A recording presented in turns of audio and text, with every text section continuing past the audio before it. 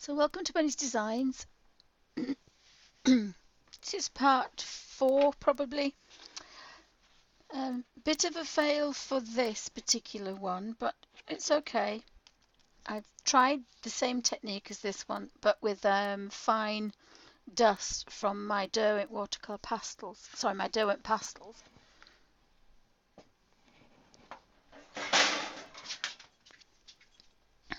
I have a set of 36.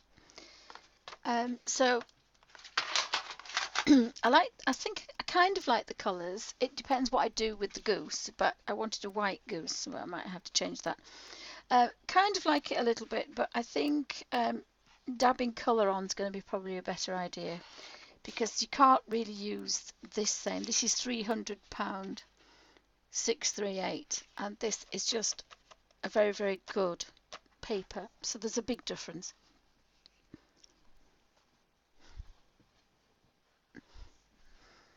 So what I thought I might do is, seeing as this is now really dry and it's got quite a nice effect on it. So this one was done with the same technique, but it was a lot wetter, and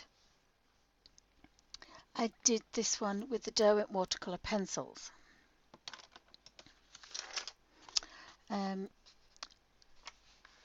So I did start a bit of an eraser going on with the masking tape. Sorry, the masking fluid. So I used Winsor Newton watercolor art masking fluid, and it's a bit of a kind of a cream colour. So hopefully, if I just very carefully, instead of rubbing it off, I wanted to do it with this, but it's just proving to be a bit of a pest. So what I might have to do is use an ordinary eraser, whereas I thought this would bring it off a lot better, but it's not doing so. I have to go back to the old-fashioned way. So I wanted to keep the whites on my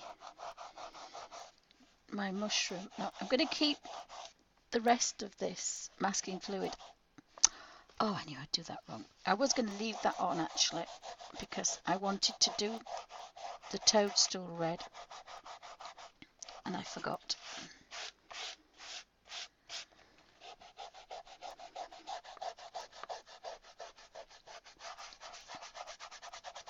So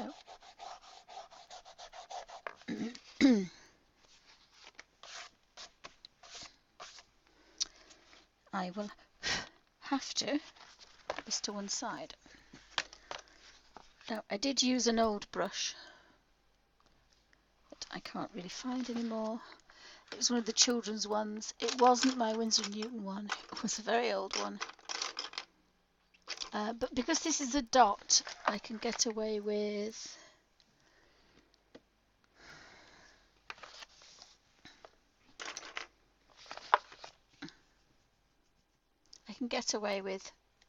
this. So I'm going to put the dots back on now because I want to colour the toadstool.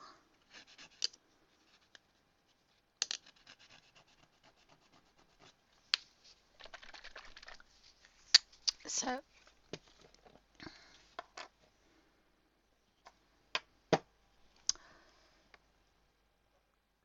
I didn't really want to dunk that in, but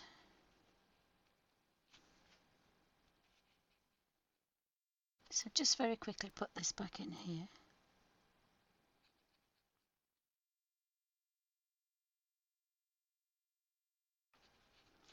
Oh, that's not going to work.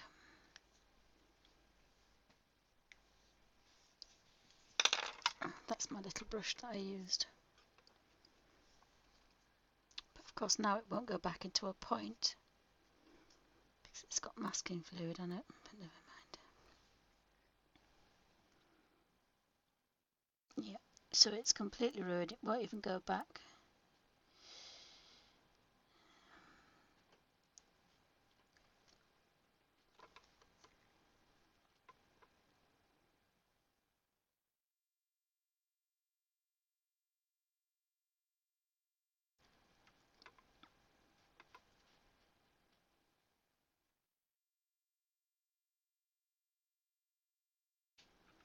You seem to get a bit of a thinner coat, I think. But what I will get is I will get a highlight. So it's actually worked quite well because these spaces are going to be bigger. So I should get a highlight.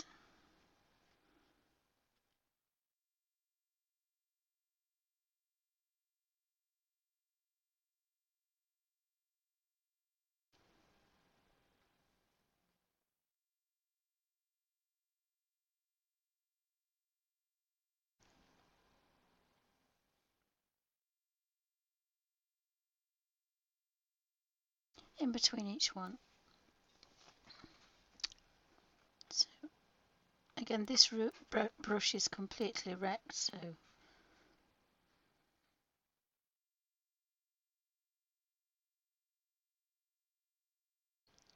I will keep it for masking fluid, but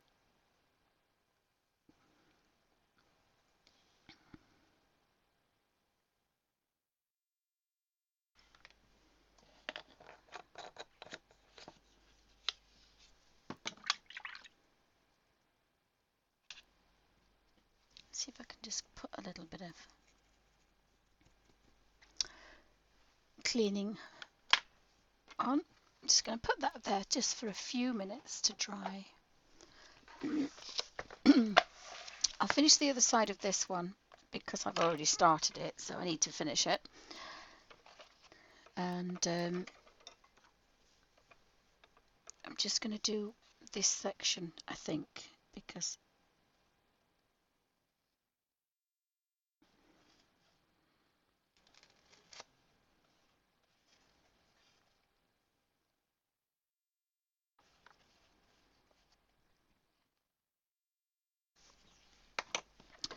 so very quickly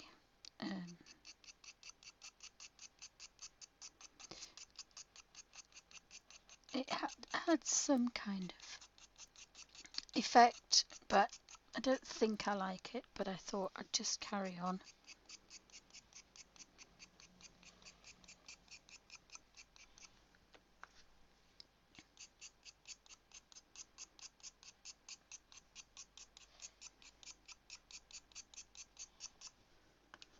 And I'm just going to make some dark.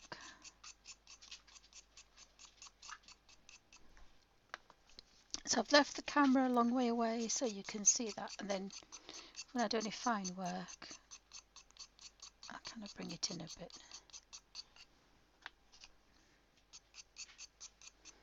So there needs to be a change in colour, so I've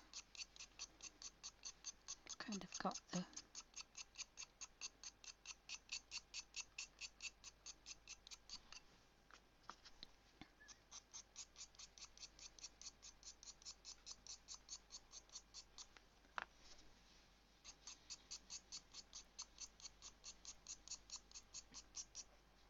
I think that probably would work slightly better than before.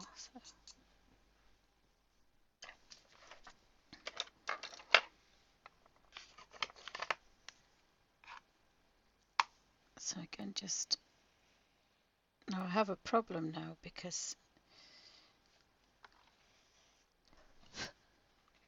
I've got to see when I've been and when I haven't been.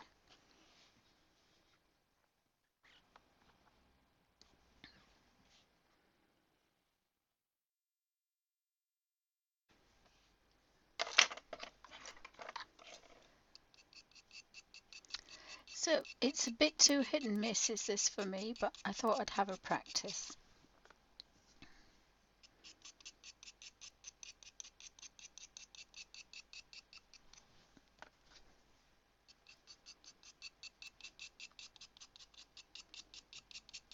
I did think it might work being a kind of a finer dust. You wouldn't need to be as wet, but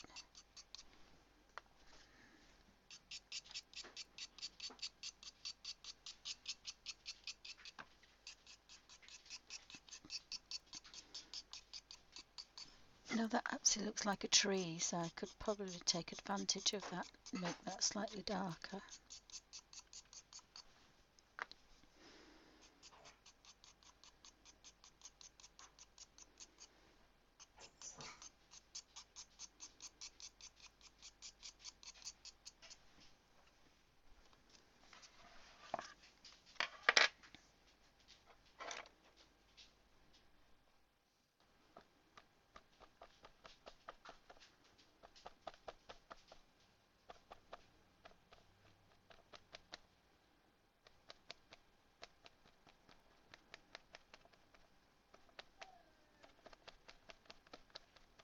So I might as well have just done a stippling, but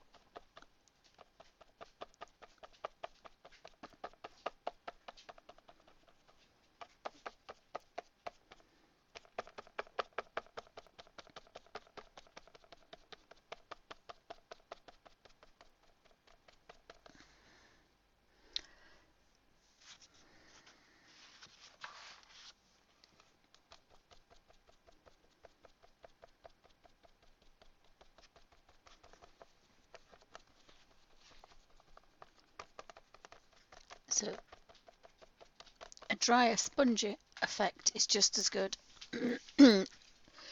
So I just need to manipulate that just a bit.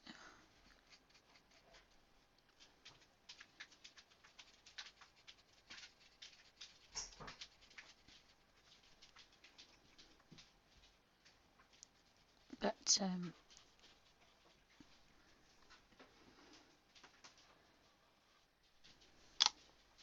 and I'm going to leave that as it is. So it was a bit of a fail, but I found two ways of doing it. And I'm going to put that to dry. And then when it's completely dry tomorrow, I'm going to rub off the... So it's a bit different, and we won't know what it's going to look like until we've actually coloured the rest of it in. So I'll just leave that there very carefully, and we'll see if this is dry.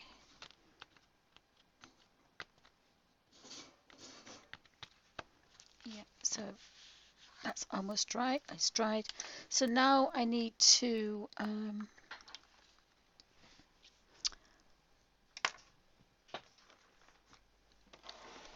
bring my pencils back for my mushrooms colours, and I had a burnt carmine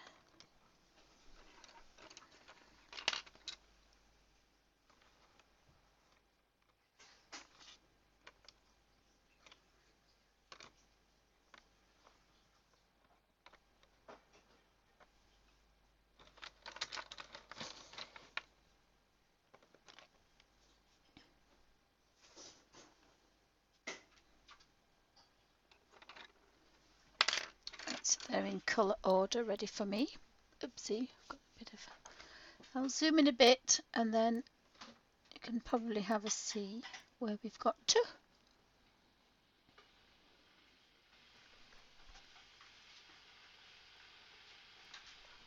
So the masking fluid is there, and it's in dots here. So could you shut the door, darling, please? Thank you.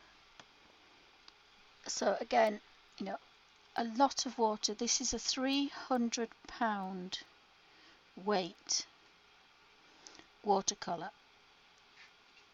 So it's going to take a lot of water. Now it's still buckled, but it's fine. So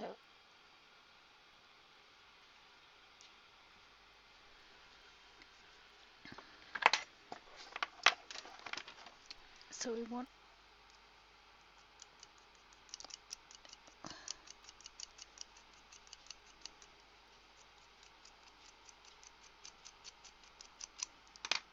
white, and then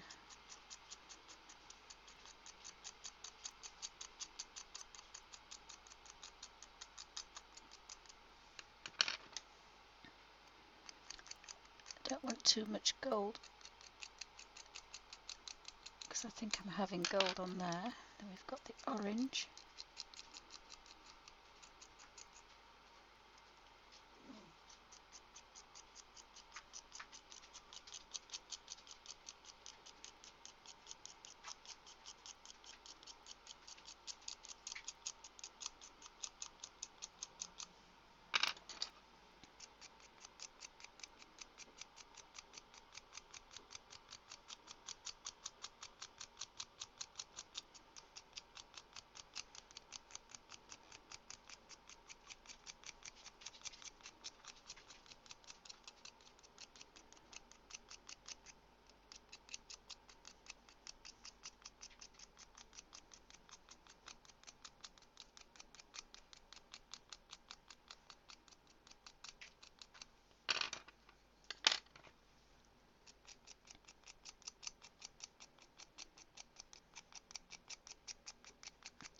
shout the names out in a second, but you've got to be fairly quick for this one.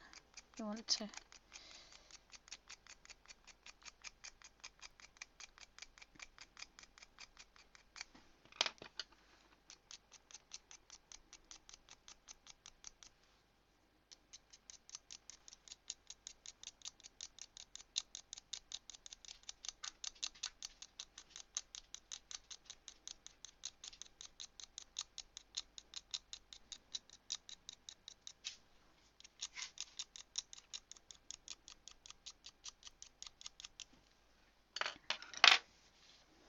So, not the big brush, the medium-sized one. My 0. Try and take out as much water as possible, but without drying it. You need that point bit. And I'm just going to dab.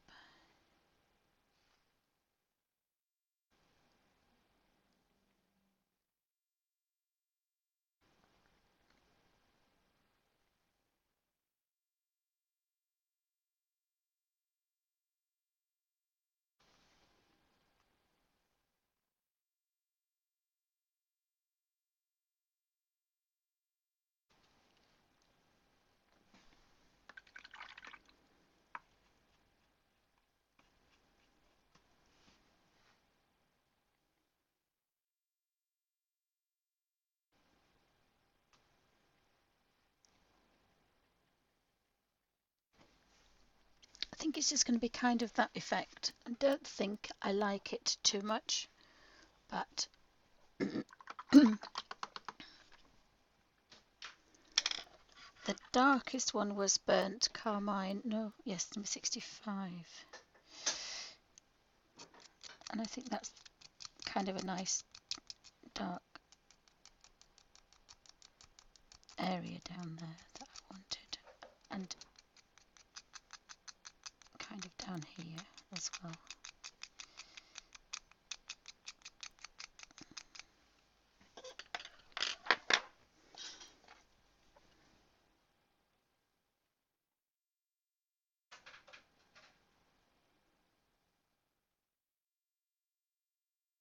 Right.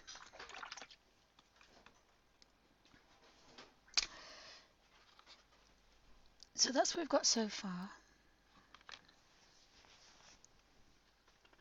So I had white, number 3 gold, number 4 primrose yellow, number 10 chrome orange, number 12 scarlet lake, number 19 madder carmine, and number 65 burnt, thank you darling, burnt carmine. And that seemed to work quite well. Just pan out a little bit. See if the colour just gets a bit better.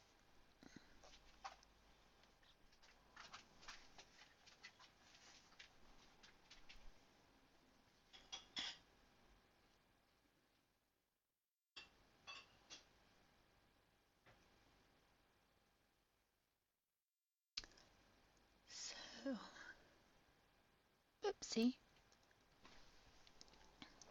So I really like working with these watercolours. I have to perfect that, I think, a little bit better. But I shall go watch the DVD I had a long time ago, but it's still quite wet, but it's going to become some quite nice colours. So I'm going to finish that for today. Thank you for watching.